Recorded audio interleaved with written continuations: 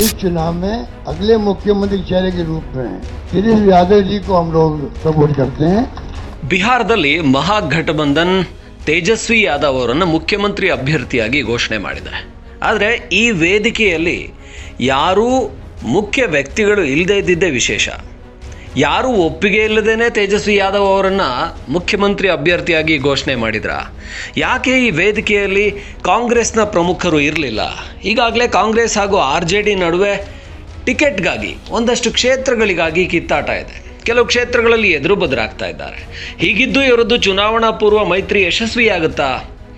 ಈ ಪ್ರಶ್ನೆಗಳು ಮೂಡ್ತಾ ಇವೆ. ಯಾಕಂದರೆ ತೇಜಸ್ವಿ ಯಾದವ್ ಅವರನ್ನು ಮುಖ್ಯಮಂತ್ರಿ ಅಭ್ಯರ್ಥಿ ಮಾಡಿದ್ದೆ ಭಾಳಷ್ಟು ಕ್ಷೇತ್ರಗಳಲ್ಲಿ ಇದು ಯಾದವೇತರ ಮತಗಳಿಗೆ ಹೊಡೆತ ಕೊಡುತ್ತೆ ಅಂತ ಹೇಳಲಾಗ್ತಾ ಇದೆ. ತೇಜಸ್ವಿ ಯಾದವ್ ಅವರ ವರ್ಚಸ್ಸೇನಿದೆ ಕೆಲವು ಕ್ಷೇತ್ರಗಳಿಗೆ ಮಾತ್ರ ಸೀಮಿತ. ಇದು ಕಾಂಗ್ರೆಸ್ ಹಾಗೂ ಇತರ ಕ್ಷೇತ್ರಗಳಿಗೆ ಖಂಡಿತ ಮೈನಸ್ ಆಗುತ್ತೆ ಅನ್ನೋದು ಸದ್ಯದ ಲೆಕ್ಕಾಚಾರ. ಯಾಕಂದರೆ ತೇಜಸ್ವಿ ಯಾದವ್ ಅವರ ಮಾತುಗಳು, ಅವರ ಘೋಷಣೆಗಳು ಇದನ್ನು ಜನ ನಂಬುವ ಸ್ಥಿತಿಯಲ್ಲಿಲ್ಲ.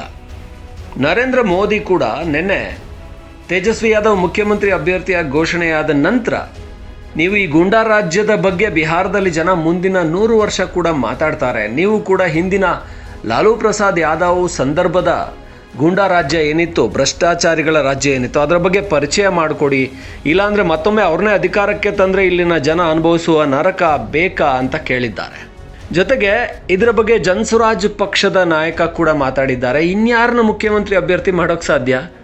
ಇಲ್ಲಿ ಮುಖ್ಯಮಂತ್ರಿ ಅಭ್ಯರ್ಥಿ ಆಗಬೇಕಾಗಿದ್ದು ಇವರು ಹೇಳ್ತಾರಲ್ಲ ನಾವು ಮುಸ್ಲಿಮರ ಪರ ಅಂತ, ಯಾರನ್ನಾದರೂ ಮುಸ್ಲಿಮರನ್ನ ಅಭ್ಯರ್ಥಿ ಮಾಡಬೇಕಾಗಿತ್ತು. ಇಷ್ಟರೊಳಗಾಗ್ಲೇ ಮುಸ್ಲಿಂ ಮುಖ್ಯಮಂತ್ರಿನ ಮಾಡಬೇಕಾಗಿತ್ತು ಅಂತ LJPಯ ನಾಯಕ ಚಿರಾಗ್ ಪಾಸ್ವಾನ್ ಹೇಳಿದ್ದಾರೆ. ಇನ್ನು ಜನಸುರಾಜ್ ಪಕ್ಷದ ಪ್ರಶಾಂತ್ ಕಿಶೋರ್ ಇನ್ಯಾರನ್ನ ಮಾಡ್ತಾರೆ? ಲಾಲು ಆದಮೇಲೆ ತೇಜಸ್ವಿನೇ ಮುಖ್ಯಮಂತ್ರಿ ಅಭ್ಯರ್ಥಿ ಅಂದರೆ ಇವ್ರದ್ದೆಲ್ಲ ಕುಟುಂಬ ರಾಜಕಾರಣ ಅಂತ ಟೀಕಿಸಿದ್ದಾರೆ. ಇದು ತೇಜಸ್ವಿ ಯಾದವ್ ಅವರ ಫೇಸನ್ನು ಇಟ್ಕೊಂಡು ಹೋದರೆ, ಮುಖ್ಯಮಂತ್ರಿ ಅಭ್ಯರ್ಥಿ ಅಂತ ಹೇಳ್ಕೊಂಡು ಹೋದರೆ ಗೆಲ್ಲಬಹುದು ಅಂದ್ಕೊಂಡಿದ್ದಂಥ RJD ಕಾಂಗ್ರೆಸ್ ಮೈತ್ರಿಗೇನೆ ಹೊಡೆತ ಕೊಡುತ್ತಾ. ಯಾಕೆಂದರೆ ಅದರ ಮಿತ್ರ ಪಕ್ಷಗಳಿಗೂ ಕೂಡ ಇದು ಒಪ್ಪಿಗೆ ಇಲ್ಲ. ಅವರು ಈಗಾಗಲೇ ನೀವು ಉಪಮುಖ್ಯಮಂತ್ರಿ ಅಭ್ಯರ್ಥಿಗಳನ್ನು ಬೇರೆ ಬೇರೆಯವ್ರನ್ನ ಘೋಷಣೆ ಮಾಡ್ತಾ ಇದ್ದೀರಾ, ಸೊ ಇದೆಲ್ಲವೂ ಕೂಡ ನೀವು ಸಮುದಾಯಗಳ ಆಧಾರದ ಮೇಲೆ ಮಾಡ್ತಾ ಇದ್ದೀರಾ. ಆದರೆ ಓವರಾಲ್ ಆಗಿ ಬಿಹಾರಕ್ಕೆ ಏನು ಬೇಕು? ಈಗ BJP, JDU, LJP ಇದೆಯಲ್ಲ, ಇವರು ನಿತೀಶ್ ಕುಮಾರ್ ಅವ್ರನ್ನ ಫೇಸ್ ಆಗಿ ಇಟ್ಕೊಂಡು ಹೋಗ್ತಾ ಇದ್ದಾರೆ. ಆದರೆ ಯಾರನ್ನೂ ಕೂಡ ಮುಖ್ಯಮಂತ್ರಿ ಅಭ್ಯರ್ಥಿ ಅಂತ ಘೋಷಣೆ ಮಾಡಿಲ್ಲ. ಇಲ್ಲಿ ಗಮನಿಸಬೇಕಾಗಿದ್ದು BJP ಮಹಾರಾಷ್ಟ್ರದಲ್ಲಿ ಕೂಡ ಹೀಗೆ ಹೋಗಿತ್ತು. ಮಹಾರಾಷ್ಟ್ರದಲ್ಲಿ ಕೂಡ ಶಿವಸೇನೆ ಜೊತೆಗೆ ಹಾಗೆ NCP ಜೊತೆಗೆ ಒಂದು ಒಗ್ಗಟ್ಟಾಗಿ BJP ಹೋಗಿತ್ತು. ಆದರೆ ಏಕನಾಥ್ ಶಿಂದೆ ಅವ್ರನ್ನ ಮುಖ್ಯಮಂತ್ರಿ ಅಭ್ಯರ್ಥಿ ಅಂತ ಘೋಷಣೆ ಮಾಡಿರಲಿಲ್ಲ. ದೇವೇಂದ್ರ ಫಡ್ನವೀಸ್ ಅವ್ರನ್ನೂ ಕೂಡ ಘೋಷಣೆ ಮಾಡಿರಲಿಲ್ಲ.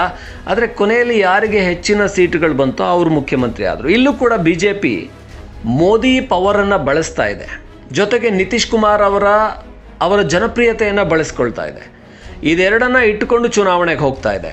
ಆದರೆ ನಿನ್ನೆಯ ವೇದಿಕೆಯಲ್ಲಿ ಅಹಮದ್ ಪಟೇಲ್ ಇದ್ದರು. ಇಲ್ಲಿ ಅವರು ಮಲ್ಲಿಕಾರ್ಜುನ್ ಖರ್ಗೆ ಇರಬಹುದಾಗಿತ್ತು, ಇಲ್ಲಾಂದರೆ ರಾಹುಲ್ ಗಾಂಧಿ ಅವರಾದರೂ ಇರಬಹುದಾಗಿತ್ತು. ಇತ್ತೀಚೆಗೆ ಪ್ರಚಾರದಲ್ಲಿ RJD ಜೊತೆಗೆ ತೇಜಸ್ವಿ ಯಾದವ್ ಜೊತೆಗೆ ರಾಹುಲ್ ಗಾಂಧಿ ಕಾಣಿಸ್ಕೊಂಡಿದ್ರು. ಆದರೆ ಮುಖ್ಯಮಂತ್ರಿ ಅಭ್ಯರ್ಥಿ ಘೋಷಣೆಯ ವೇದಿಕೆಯಲ್ಲಿ AICC ಅಧ್ಯಕ್ಷರು ಇರಲಿಲ್ಲ, ಅಥವಾ ಕಾಂಗ್ರೆಸ್ನ ರಾಹುಲ್ ಗಾಂಧಿ ಅವರು ಇರಲಿಲ್ಲ. ಅಂದರೆ ಕಾಂಗ್ರೆಸ್ ನಿಜವಾಗಿ ಒಗ್ಗಟ್ಟಾಗಿ RJD ಜೊತೆಗಿದೆಯಾ? ಇದು ಪ್ರಶ್ನೆಗಳನ್ನು ಮೂಡಿಸ್ತಾ ಇದೆ. ಚುನಾವಣಾ ಪೂರ್ವ ಮೈತ್ರಿಯೇ ಬಿರುಕು ಬಿಟ್ಟಿದೆ. ಅಂದರೆ ಕೆಲವು ಕ್ಷೇತ್ರಗಳಲ್ಲಿ 9 ಕ್ಷೇತ್ರಗಳಲ್ಲಿ ಅಭ್ಯರ್ಥಿಗಳು ಎದುರು ಬದರಾಗಿದ್ದರೂ ಕೂಡ 3 ಕ್ಷೇತ್ರಗಳಲ್ಲಿ ನಾಮಪತ್ರವನ್ನು ಹಿಂಪಡೆದಿದ್ದು ಆಯಿತು. ಆದರೂ ಕೂಡ ಒಮ್ಮತದ ಅಭ್ಯರ್ಥಿಗಳು ಕಾಣಿಸ್ತಾ ಇಲ್ಲ ಅಂತ. RJD ಕಾಂಗ್ರೆಸ್ ನಡುವೆ ಒಮ್ಮತ ಕಾಣಿಸ್ತಾ ಇಲ್ಲ. ಇನ್ನಷ್ಟು ಹೆಚ್ಚಿನ ಕ್ಷೇತ್ರಗಳಿಗೆ ಕಾಂಗ್ರೆಸ್ ಬೇಡಿಕೆ ಇಟ್ಟಿತ್ತು. ಜೊತೆಗೆ ಮುಖ್ಯಮಂತ್ರಿ ಅಭ್ಯರ್ಥಿ ವಿಚಾರದಲ್ಲಿ ತೇಜಸ್ವಿ ಯಾದವ್ ಅವರನ್ನು ಮುಖ್ಯಮಂತ್ರಿ ಅಭ್ಯರ್ಥಿ ಮಾಡೋದಕ್ಕೆ ಕಾಂಗ್ರೆಸ್ಸಿಗೆ ಒಪ್ಪಿಗೆ ಇರಲಿಲ್ಲ. ನಾವು ಒಂದು ಸಮಷ್ಟಿಯಲ್ಲಿ ಹೋಗೋಣ, ನಾವೆಲ್ಲ ಕೂಡ ಒಗ್ಗೂಡಿ ನಾಯಕತ್ವವನ್ನು ತೋರಿಸೋಣ, ಒಬ್ಬ ವ್ಯಕ್ತಿನ ಮುಖ್ಯಮಂತ್ರಿ ಫೇಸ್ ಮಾಡೋದು ಬೇಡ ಅನ್ನೋದು ಕಾಂಗ್ರೆಸ್ನ ನಿಲುವಾಗಿತ್ತು.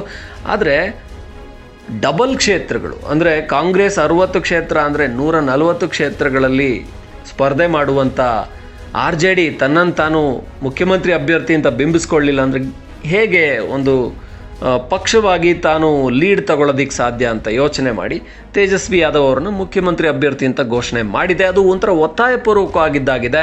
ಹಾಗಾಗಿ ಇವರು ಪ್ರಚಾರ ಮಾಡುವಾಗ ಕೂಡ ಸಂಪೂರ್ಣ ಒಮ್ಮತದಿಂದ ಮಾಡೋದಕ್ಕೆ ಸಾಧ್ಯ ಇಲ್ಲ. ಆದರೆ ಇಲ್ಲಿ ನರೇಂದ್ರ ಮೋದಿ, ನಿತೀಶ್ ಕುಮಾರ್, ಚಿರಾಗ್ ಪಾಸ್ವಾನ್ ಸಂಪೂರ್ಣ ಒಮ್ಮತದಿಂದ ಪ್ರಚಾರ ಮಾಡ್ತಾ ಇದ್ದಾರೆ. ಎಲ್ಲೂ ಕೂಡ ಭಿನ್ನಮತ ಅನ್ನೋದು ಇಲ್ಲವೇ ಇಲ್ಲ. ಸೀಟ್ ಹಂಚಿಕೆ ವಿಚಾರದಲ್ಲಿ ಕೂಡ ಯಾವುದೇ ವಿವಾದಗಳಾಗದಿದ್ದಾಗೆ ಇವನ್ ಹಿಂದೂಸ್ತಾನ್ ಅವಾಮ್ ಮೋರ್ಚಾಗೆ ಕೂಡ ಅವರ ಬೇಡಿಕೆಯನ್ನು ಮನ್ನಿಸಿ ಅವರಿಗೆ ಕ್ಷೇತ್ರಗಳನ್ನು ಕೊಡೋ ವಿಚಾರದಲ್ಲಿ, ಹಾಗೆ LJPಗೆ ಕೂಡ ಅವ್ರು ಕೇಳಿದ 40 ಇರ್ಬೋದು, 45 ಇರ್ಬೋದು, ಆದರೆ ಅವ್ರನ್ನ ಕನ್ವಿನ್ಸ್ ಮಾಡಿ ಅವ್ರಿಗೆ ಎಷ್ಟು ಕ್ಷೇತ್ರಗಳನ್ನು ಕೊಡ್ಬೋದು ಯಾವ ಭಿನ್ನಾಭಿಪ್ರಾಯ ಕೂಡ ಇಲ್ದಿದ್ದಾಗೆ ಕ್ಷೇತ್ರಗಳ ಹಂಚಿಕೆ ಆಯಿತು, ಟಿಕೆಟ್ ಹಂಚಿಕೆ ಆಯಿತು. ಇನ್ನು JDU BJP ಅಂತೂ ಬಹಳ ಒಗ್ಗಟ್ಟಿನಿಂದ ಹೋಗ್ತಾ ಇವೆ. ಈ ಒಗ್ಗಟ್ಟೆ ಬಿಹಾರದಲ್ಲಿ ದೊಡ್ಡ ಶಕ್ತಿಯಾಗುತ್ತೆ ಅಂತ, ಅಂದರೆ ಮೋದಿಯನ್ನು ಕಣಕ್ಕಿಳಿದ್ರಂತೂ ಅದು ಅವರ ಪ್ರಚಾರ, ಅದರ ಅಬ್ಬರ ದೊಡ್ಡ ಪ್ಲಸ್ ಆಗುತ್ತೆ. ಹಾಗಾಗಿ ರಾಹುಲ್ ಗಾಂಧಿ, ತೇಜಸ್ವಿ ಯಾದವ್ ಎಲ್ಲೋ ಇಬ್ಬರೂ ಕೂಡ ಆರಂಭದಲ್ಲೇನೋ ಜೋಡೆತ್ತುಗಳ ಥರ ಕಾಣಿಸ್ಕೊಂಡ್ರು. ಆದರೆ ಈಗ ಯಾಕೋ ಅವರ ಒಗ್ಗಟ್ಟು ಕಾಣಿಸ್ತಾ ಇಲ್ಲ. ತೇಜಸ್ವಿ ಯಾದವ್ ಮುಖ್ಯಮಂತ್ರಿ ಅಂದ ಕೂಡಲೇ ಕಾಂಗ್ರೆಸ್ ಒಂದು ಹೆಜ್ಜೆ ಹಿಂದೆ ಇಟ್ಟಾಗಿದೆ. ತಮ್ಮ ನಾಯಕರನ್ನು ಕಳಿಸಿ ಆ ವೇದಿಕೆಯಲ್ಲಿ ಮಾತಾಡಿಸಿದೆ, ಅವರಿಂದ ಇದನ್ನು ಘೋಷಣೆ ಮಾಡಿಸಿದೆ. ಆದರೆ ಬಿಹಾರವನ್ನು ಗೆದ್ದುಕೊಳ್ಳಬೇಕಾಗಿದ್ದು BJPಗಿಂತ ಕಾಂಗ್ರೆಸ್ಗೆ, RJDಗೆ ಅನಿವಾರ್ಯ ಆಗಿತ್ತು. ಈಗಾಗಲೇ ಒಂದೊಂದೇ ರಾಜ್ಯಗಳನ್ನು ಕಳ್ಕೊಳ್ತಾ ಇರುವಂಥ ಮಹಾಗಠಬಂಧನ್ ಏನಿದೆ, ಇದು ಬಿಹಾರವನ್ನೂ ಕಳ್ಕೊಂಡ್ರೆ ಇದು ಪಕ್ಕದ ಪಶ್ಚಿಮ ಬಂಗಾಳ ಮೇಲೆ ಇದ್ರ ಎಫೆಕ್ಟ್ ಆಗುತ್ತೆ. ಮುಂದಿನ ವರ್ಷದ ಚುನಾವಣೆಗೆ ಇದು BJPಗೆ ಪ್ಲಸ್ ಆಗುತ್ತೆ. ಹಾಗಾಗಿ ಬಿಹಾರವನ್ನು ಕೂಡ ಒಗ್ಗಟ್ಟಿಲ್ಲದೇನೆ ಮಹಾಗಠಬಂಧನ್ ಕಳ್ಕೊಳ್ಳುವಂಥ ಸ್ಥಿತಿಗೆ ಬಂದಿದೆ. ನಾವು ನೋಡಿದ್ವಿ ಮಹಾರಾಷ್ಟ್ರ, ದೆಹಲಿ, ಹರಿಯಾಣ ನಿರಂತರ ಸೋಲುಗಳನ್ನು ನೋಡಿದ್ವಿ. ಮಹಾಗಠಬಂಧನ್ ಒಗ್ಗಟ್ಟಾಗಿಯೇ ಇಲ್ಲ. ಇಂಡಿಯಾ ಅಲಯನ್ಸ್ ಎಲ್ಲೂ ಕೂಡ ಒಗ್ಗಟ್ಟೇ ಇಲ್ಲ. ಇನ್ನು ಪಶ್ಚಿಮ ಬಂಗಾಳ ವಿಚಾರಕ್ಕೆ ಬಂದ್ರಂತೂ ಅಲ್ಲಿ TMC ಮಾತೇ ನಡೆಯೋದು, ಅಲ್ಲಿ ಕಾಂಗ್ರೆಸ್ನ ಮಾತನ್ನು ಅವರು ಕೇಳೋದಕ್ಕೆ ರೆಡಿ ಇಲ್ಲ. ಹಾಗಾಗಿ ಇನ್ನೇನು ಕಾಂಗ್ರೆಸ್ನ ಈ 2 ಸಂಸದರಷ್ಟೇ ಕಳೆದ ಬಾರಿ ಇದ್ದರು. ಹೀಗಾಗಿ ಬಿಹಾರ ಮತ್ತೊಮ್ಮೆ ಮೋದಿ ಅಬ್ಬರ ಶುರುವಾಗುವ ಲಕ್ಷಣ ಇದೆ. ತೇಜಸ್ವಿ ಯಾದವ್ ಘೋಷಣೆಗಳೇನೋ ಚೆನ್ನಾಗಿದೆ, ಸರ್ಕಾರಿ ನೌಕರಿ ಇಲ್ಲದೆ ಇರುವಂಥ ಒಂದು ಕುಟುಂಬಕ್ಕೆ, ಪ್ರತಿ ಕುಟುಂಬಕ್ಕೆ ಒಂದೊಂದು ಸರ್ಕಾರಿ ನೌಕರಿ ಅಂತ. ಆದರೆ ಇದನ್ನು ಹೇಗೆ ಜಾರಿ ಮಾಡ್ತೀರಾ? ಜನರಿಗೆ ಇದರ ಬಗ್ಗೆ ಡೌಟ್ ಇದೆ, ಇದನ್ನು ಮಾಡೋದಕ್ಕೆ ಅಸಾಧ್ಯ ಅಂತ. ಸದ್ಯಕ್ಕಂತೂ ಮುಖ್ಯಮಂತ್ರಿ ಅಭ್ಯರ್ಥಿಯನ್ನು ಘೋಷಣೆ ಮಾಡಿಕೊಂಡು ಕಣಕ್ಕಿಳಿದಿದ್ದಾರೆ. ಆದರೆ ಒಗ್ಗಟ್ಟಿಲ್ಲದೆ ಒಂಥರ ನೀರಸವಾಗಿ ಕಾಂಗ್ರೆಸ್, RJD ಕಾಣಿಸ್ತಾ ಇದೆ. ये कह सकता हूँ, खड़गे साहब, राहुल गांधी जी और तमाम जो साथी बैठे हमारे, इन सब की राय लेकर के हम लोगों ने तय किया है इस चुनाव में अगले मुख्यमंत्री चेहरे के रूप में तेजस्वी यादव जी को हम लोग सपोर्ट करते हैं, जो एक नौजवान है, लंबा फ्यूचर है इनके साथ में। और मेरा अनुभव से मैं कह सकता हूँ, जिसका लंबा फ्यूचर होता है पब्लिक उनको साथ देती है। ये नौजवान है, कमिटमेंट रखते हैं। पिछली बार भी जो उन्होंने स्लोगन दिए थे, नौकरी के दो या कोई दो, या जो वादे किए थे उसमें खरे उतरे। ये ऐसा व्यक्तित्व आपके सामने नौजवान के रूप में आया है। सोच समझ के सबने फैसला किया है। ये नेता के रूप में उत्तरंग मैदान में राहुल गांधी जी ने मिलकर जो यात्रा करी थी, बड़ा इम्पैक्ट है। आने वाले वक्त में इनके अलावा राहुल जी भी आएंगे और नेता आएंगे, प्रियंका जी भी आएगी, सब नेता आएंगे। और हम सब जो बैठे स्टेज पर, सब मिलकर संकल्प किए हुए हैं कि जो हालात देश के हैं, देश हित के अंदर और देश चाहता है उसके अनुसार हम चाहेंगे कि बिहार में ये जो लंबे समय तक नीतीश कुमार जी रहे हैं सत्ता में, अब कुछ कर नहीं पा रहे। अब तो हम पूछना चाहते हैं अमित शाह जी से, इनकी पार्टी के अध्यक्ष जी से, क्या पता ये हमारा नेता तो हो गया तेजस्वी यादव, आपका नेता कौन है बता दीजिए। इससे काम नहीं चलेगा कि नीतीश कुमार के नेतृत्व में चुनाव लड़ा जाएगा। अगला मुख्यमंत्री का उम्मीदवार आपका कौन है ये उनको बताना पड़ेगा, ये हमारी मांग है। और मांग क्यों है? इसलिए है, आपने देखा महाराष्ट्र के अंदर जो शिंदे थे वो मुख्यमंत्री तत्कालीन, इन नेताओं ने कहा शिंदे के लीडरशिप में चुनाव लड़ा जाएगा। मैसेज दिया गया ये मुख्यमंत्री बनेंगे और बाद में मुख्यमंत्री बना दिया और किसी को। यही बात लागू यहां हो रही है। अमित शाह जी आए, कह के चले गए हम चुनाव के बाद में तय करेंगे मुख्यमंत्री कौन बनेगा हमारा, पर नीतीश कुमार के नेतृत्व में चुनाव लड़ा जाएगा। तो महाराष्ट्र का एग्जाम्पल सबके सामने।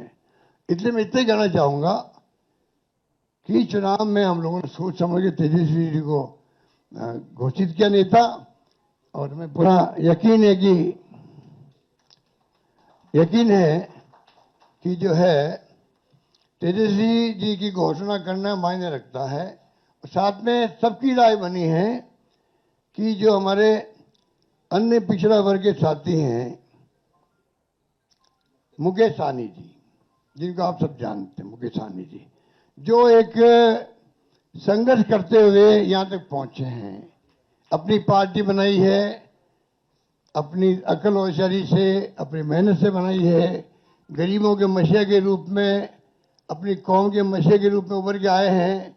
ऐसे नौजवान को हमने तय किया है वो उप मुख्यमंत्री होंगे साथ में। इसके साथ में जो आपके यहाँ बहुत सारे समाज भी हैं, सामाजिक इक्वेशन अलग तरह की है, तो जो अन्य सामाजिक वर्गों के लोग हैं उनमें से मुख्यमंत्री और बनाए जाएंगे, उप मुख्यमंत्री और बनाए जाएंगे। यही बात कह के मैं अपनी बात समाप्त करता हूं। धन्यवाद।